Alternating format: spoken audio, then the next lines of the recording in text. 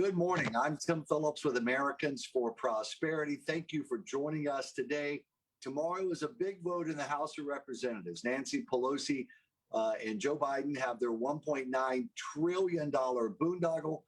They're calling it pandemic relief. We know it's nothing of the sort. It's just more big spending for a left-wing ideological wish list, which is not the time to be doing that for our country. Frankly, there's never a good time for that. To discuss it today, we have our Tennessee Americans for Prosperity State Director, Tori Venable, and a very special guest. Tori, thanks for all you're doing in the great state of Tennessee. Take it away. Thank you so much, Tim, and thank you to all the Tennesseans joining us here today. I'd like to introduce you to the Carhart Congressman. We also knew him as a state senator and Knox County mayor. I would like to welcome Representative Tim Burchett to the broadcast with us. I'm sure you've seen plenty of the Facebook Lives with Tim, the other Tim, the Congressman Tim Burchett. So, Congressman Burchett, the first question I've got for you, we know this $1.9 trillion spending bill is coming up. And what do you see is the most egregious, wasteful spending contained in that bill? It's kind of like the proverbial rock you turn over in a creek and something else crawls out from underneath it. It's just, where do you start? $100 million for a rail project in Pelosi's district. I called it a subway, and somebody asked me if it counted for the $5 footlongs, not the sandwich shop, but the underground. And, public transportation, I served on the study committee in the State House years ago. I spent 16 years in Nashville, as you all know. And I think the best public transportation in the country ran at 40% efficiency at that time, and that means that 60% had to come from somewhere else, and which was always the taxpayers. And this will be no different. And anytime you start a project or like a subway, the environmental issues, it'll be a crazy overrun. And I think if you look, if you follow the money from the last project similar to this, that it's even more egregious when you get down to who was receiving the profits from it. There's $1.5 million, which doesn't seem like a lot of money, but I'll tell you what, the people in East Tennessee, $1.5 million is a heck of a lot of money for a bridge project in Schumer's area. $350 million bailout for these mismanaged Democrat-controlled states. And what happens when I was in the state legislature again, when the tobacco buyout or the tobacco bailout or whatever you want to call it, they sued the tobacco companies and they settled for this humongous amount of money. And they rewarded these states that were adversely affected by tobacco. It doesn't matter where you are. To me, it's a personal responsibility issue. It should have never have occurred. Not a big friend of the trial lawyers, obviously. But it was sent to the states for them to educate people not to smoke. And what they did was they just basically they put a little in education and run some bogus commercials. But you all know, you see Hollywood, the good-looking guy, the good-looking girl, driving the nice car, lights up a cigarette, and then boom, all that money they spend is just wasted. But what they did they just use it to balance their budget. So in reality, they didn't. In Tennessee, we balance our budget every year. We were mandated to do that at zero debt. And so it was just a free-for-all for that money. And that's exactly what they're doing now. We're rewarding bad behavior. We're rewarding these states that are mismanaged. We're not telling them, usually there's a carrot and a stick. This is just the whole carrot. Forget the stick. They just basically just rewarding bad behavior. And then what's going to happen when the money runs out? Guess what? They're going to have that much on top of it. It's just a constant spending thing. They always have a way to spend. And then, of course, tobacco is one of the only products that's used correctly. It will absolutely positively kill you. But so you use it, you tax it, and then it goes away allegedly. And then, but you still got that you balanced your budget on the back of this, and then it goes away. Then you got to find another way to tax the hardworking Americans.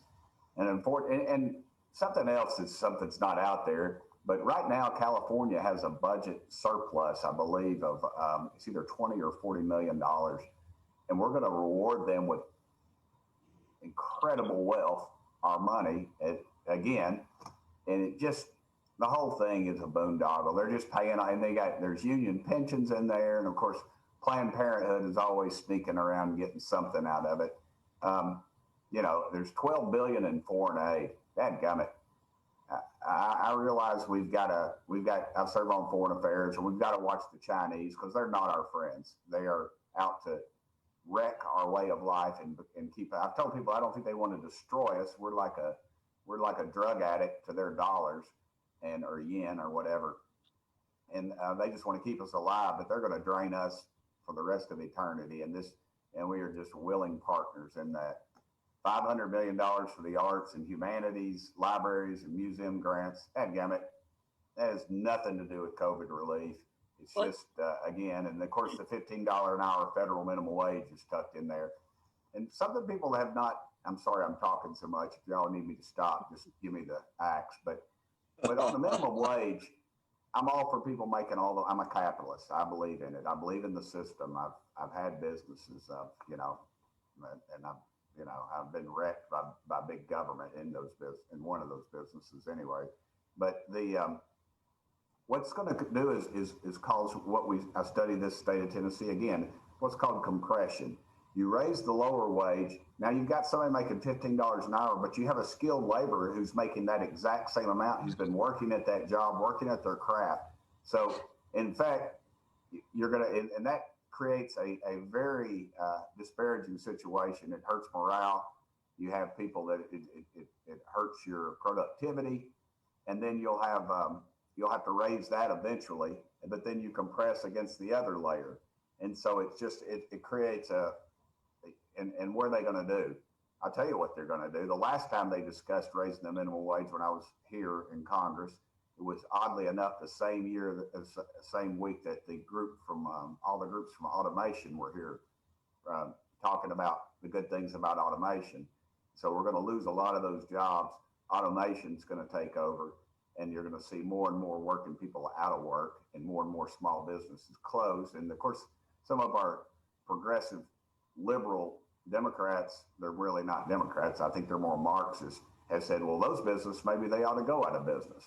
And that seems to be more and more their goals to do just that.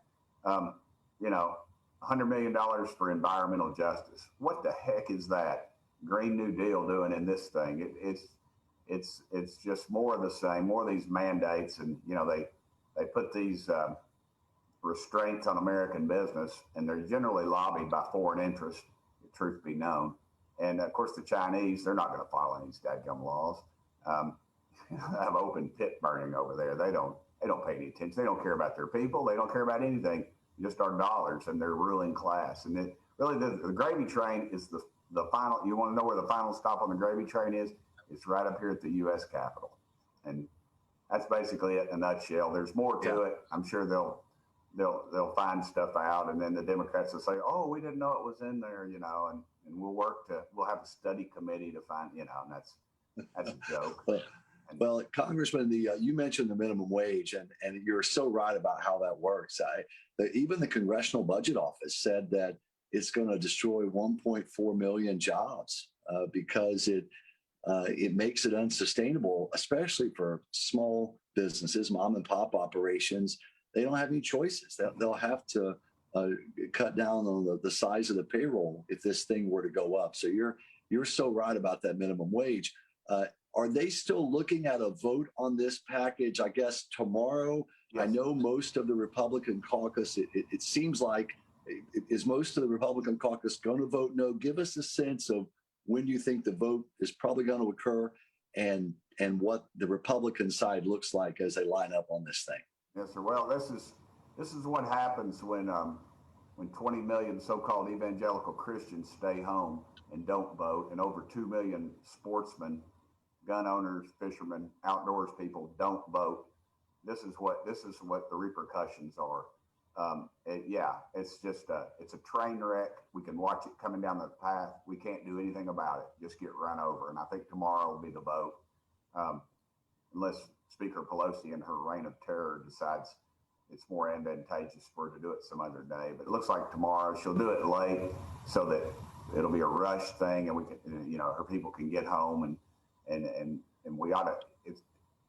what's really discouraging about me is that coming from Tennessee in the legislature and being a county mayor, we ran things very efficient.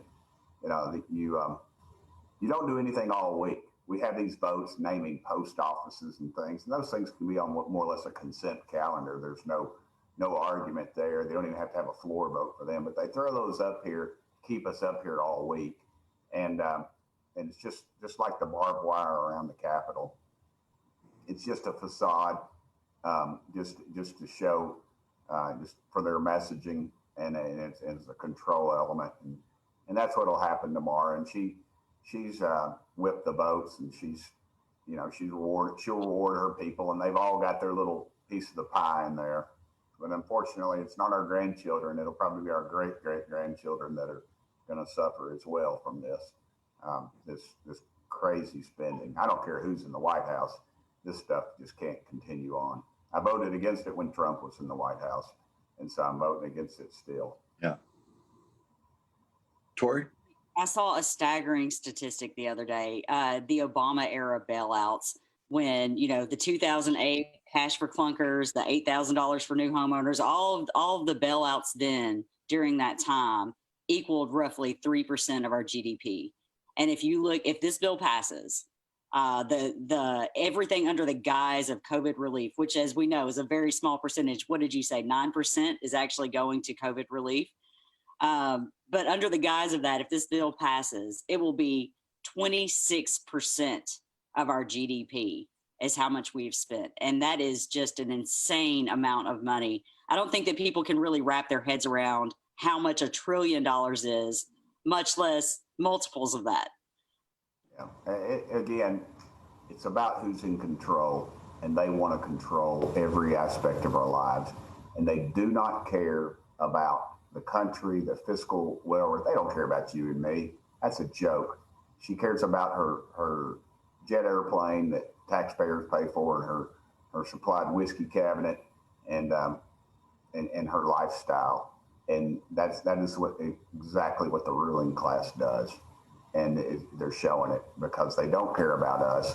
They throw this stuff out and say, oh, look at all this free stuff we're going to give you.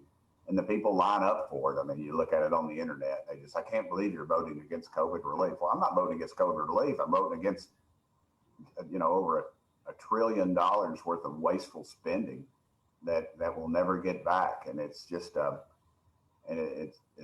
you can rapidly see the decline. I had an old party chairman back in Knoxville, Tennessee, a guy named Lloyd Smith used to talk about it, how it's hard to avoid the process when it's basically there's oppression, and then you overthrow the oppression, and then you have some relatively good years, and then you realize you can vote your own the treasury, and then once they get a taste of it, and then it starts that cycle again of oppression, and where you can see it, and there's really they've never been able to reverse it, but you can slow it down. And we're going up with light speed. And you figure people like the squad and that group are really, really what's running this thing. And that's a scary, scary proposition. You probably have 50 or 75 like-minded Democrats that sort of think like we do. They're working class people. They represent their people. They maybe differ with us on a few issues, but they're pretty close to it. But they're so afraid of Pelosi and basically her henchmen that they can't react any other way. So that's a really good point. So the fiscally conservative Democrats, I know that there's plenty of them still out there, or they try to claim that they are when campaign season rolls around, right? So that there's plenty of Democrats that claim to be fiscal conservatives. How do we reach out to them and reach across the aisle to them, or help stiffen their spine to vote against this wasteful spending? I think you just got to do it at the ballot box, and people got to educate themselves. They need to get their grandkids or their kids to show them how to use that dadgum computer and figure out how these people voted and what they voted for, because they're lying to you if they tell you any otherwise. And I never understand the mentality and the weakness of the voter when they don't research the issues. And too many of us are afraid to fight. Honestly, you get beaten down and you think that everybody's against us. And the reality is, I think the majority of this country still thinks like the good folks at Americans for Prosperity do. That, you know, we have a certain amount of personal responsibility, and we should take it. But we've allowed to be shouted down in the pulpit, in the town squares, and you know, and people just think, and they've told you your vote's not worth anything. So there you go. You're at a gun show, and probably half the people there don't even vote. They don't know who they are. I was at a horse auction of all things, and that's, you know, farmers. And I was sitting next to a lady from another state and I was talking to her, and she was fairly well educated, fairly well to do. And, you know, and I could tell by the way she's dressed, the way she was talking, educated. And I asked her who her congressman was, and she didn't know. She said, and they said the US Senator. I said, no, you're congressman. And so I said, what county are you from? And I looked it up, and it was one of the more powerful members of the Congress, literally, and they were from that state. And she didn't know who her congressman was, so that told me right off she didn't vote. And these are educated people that should know better, like farmers. I mean, they're the ones that are going to be impacted by some of these crazy laws that we're passing. Yeah. And yet they aren't educated. And we've been told you can't preach it from the pulpit. You know, and it infuriates me that the other side sure as heck can. And we've allowed, you know, and I will have another hearing to discuss it, but nobody's willing to put forth any action. And that ticks me off. I didn't come up here to get, you know, to be pacified and roll over. I came up here to fight. Yeah. And, you know, and speaking of involvement and folks getting involved, folks who are watching, you can click on the I Volunteer link there. And in literally about 90 seconds, you can make your voice heard. I know you may be thinking, well, boy, here in Tennessee, we've got two good senators, with Senator Blackburn especially, having been in there several years now, and a brand new guy in Senator Haggerty. We've got good House members.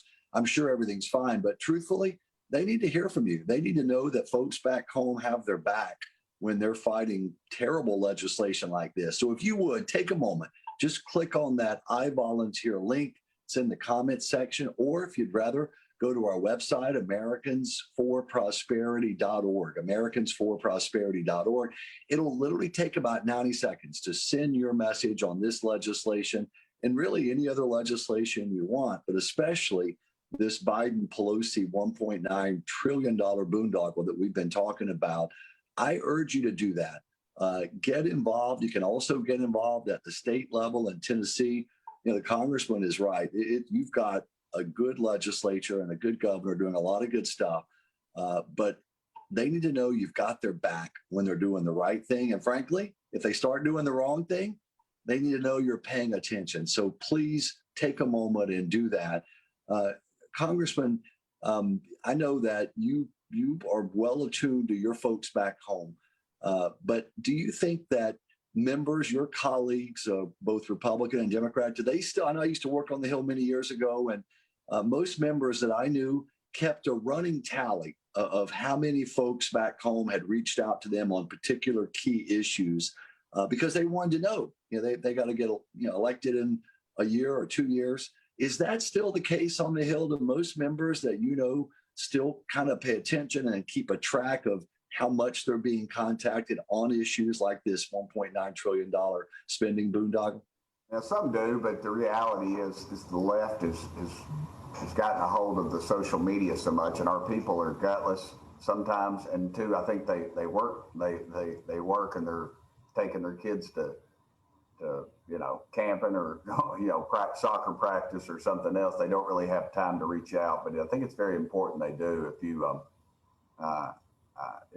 because the other side sure does, and they wear us out with this stuff, and you get a that's an excellent point, Tim. I'm glad you brought that up, because I would you can follow me on Twitter if you want to see. I mean, I get threats on Twitter. Some dirtbag said something about how he's gonna something about my daughter, you know, and I don't know about y'all, but I'm like the pizza place. I say bring it. Me and him will have a conversation eventually. And then the abuse that we take is just unbelievable. You know, when we go into an airport now, some of the members have to have a U.S. Marshal walk with them. Some of the conservative members, they tell me, say, Burchett, you better take your congressional pin off. And I told them, I said, you better take it off of me yourself. I worked too hard to get that dadgum thing. If somebody wants to fight, we'll fight. I mean, I'm not being over dramatic, but that's the truth. I don't give a rip. I'm over it. I'm not going to put up with their garbage anymore. And I would hope the American public would too. And they need to get off their butts on election day. And it's so important to call. I guarantee you the other side is covering us up, and they are. I've read some of the social media and the contacts about how heartless I am to want to vote against this. And, you know, it's just on down the line. They misrepresent the facts, and then people start believing you just get covered up, and it wears thin on some of these folks. I've been in office for over 20 years, 26 years, I guess now. I mean, I get it. I know the public response. I don't have to do a poll on these issues. I'm back home at Wright's Cafeteria or Ball Market number 3. And you know what? People tell me what they think. And they keep sending me up here with bigger numbers than they did before. So I keep a running toll, but it's usually just in my head. Yeah. And but the other side wears us out. And I think it's a great point that you make, Tim, that people give positive reinforcement. And when they don't, you just let them hear it, because that's right. It's amazing to me, the preachers that I hear from on some of this stuff. They said they've read that something's in this bill, and I'm thinking, you know, you should have been preaching this stuff from the pulpit and informing you don't have to cross the line. You can have an attorney or an ethicist tell you how close you can get to that line, but some of these things they're passing are just criminal, and you're pushing us towards a Marxist state, very close. Yeah. Well, Congressman, I know you've been very generous with your time, and you've got to get back up pretty soon to the floor. Thank you for your time. And Tori, Venable, why don't you close us out, if you would, with a good word this morning?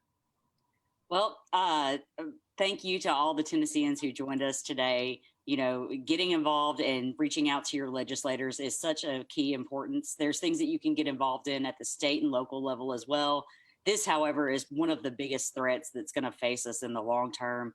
A $1.9 trillion, $350 billion bailout to the cities and states that have not managed their situation well. Tennesseans shouldn't be paying for all these other states and their bad financial decisions. So we hope that you reach out, look at the eyeball, send a letter to your congressman, send a letter to your senators, reach out to your state legislators on issues you care about.